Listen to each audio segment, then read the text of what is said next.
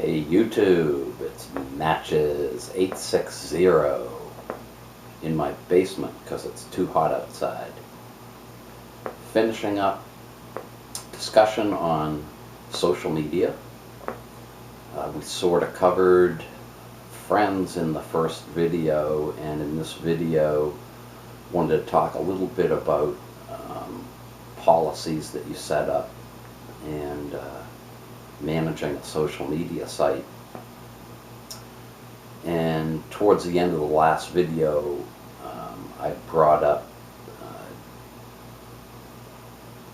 YouTube as opposed to Facebook, and the question comes up once in a while, how is it that a person can be very careful about who they accept as friends on Facebook and then get onto YouTube and just have, this influx of people that they don't know. And it's a lot easier to watch a video of somebody and get to know them real quick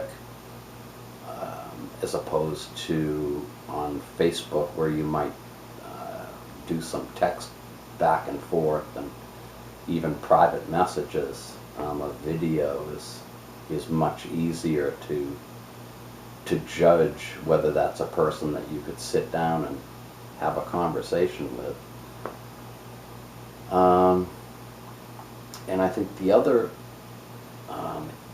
issues between Facebook and YouTube are the fact that YouTube gives you almost instant gratification because you're allowed to see how many people are looking at your videos. People comment on the videos, much more so than comments that I might receive on Facebook if I'm posting any given kind of content. That brings up the whole issue of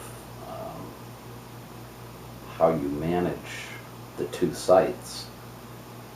And I'll start with Facebook.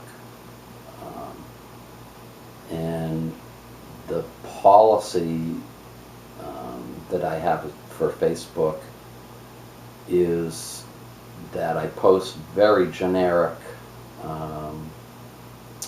media stories, music that I like. I do link to Flickr and YouTube, and it's pretty much because I decided I didn't want my page to be strictly a pipe based page. My audience is a wide range of people, from former employees, classmates, relatives, and there are a lot of pipe smokers, but I try to hit everybody so that it's interesting. And on YouTube, when I started that, I wasn't sure what was going to happen, who was going to be interested in what. As it turns out, after just a couple of videos, I had all the pipe community knocking at my door, and of course I was knocking at a few other doors that I found interesting. But that has become almost 100% pipe-related content. Managing the two, Facebook is relatively easy because the comments that you get on the content that you post generally, you know, you're lucky if you get 2 comments on something that you put up. Whereas on YouTube, you know, anybody has access to it, so you can end up with 20, 30, 40, 50 comments within 24 or 48 hours of posting the video. So that brings up the whole issue of how you deal with keeping up with your subscribers, because if you're not responding to their comments, they're going to stop watching your videos. I've heard a number of people say, hey, if the guy's too busy to get back to me, you know, forget him.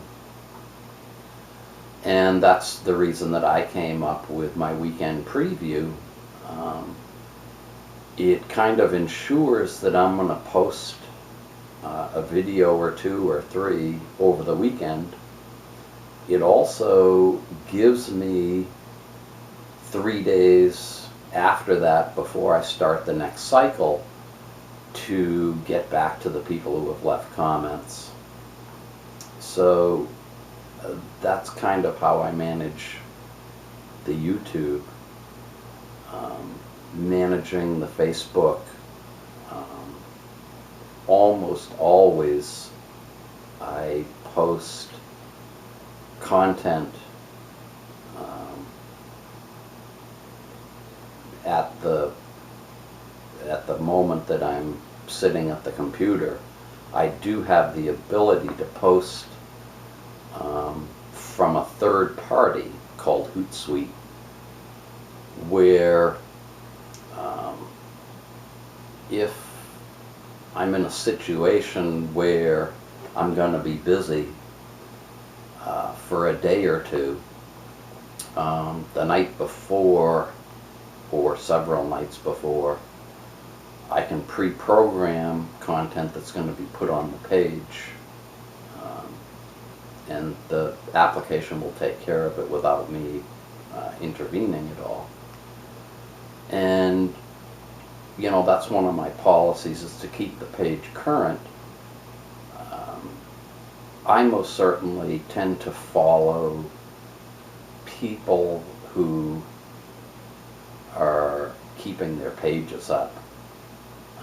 I will occasionally go to a friend's page just to see if they've posted anything that didn't show up in my news feed.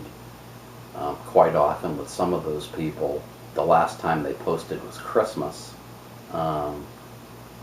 You know, I tend to want a little bit more of a dynamic situation with the Facebook page. So, I think I touched on everything that I was going to mention as far as managing the sites, the policies of the sites. If you have any questions or comments, again, leave a comment or PM me, and I want to thank everybody for watching.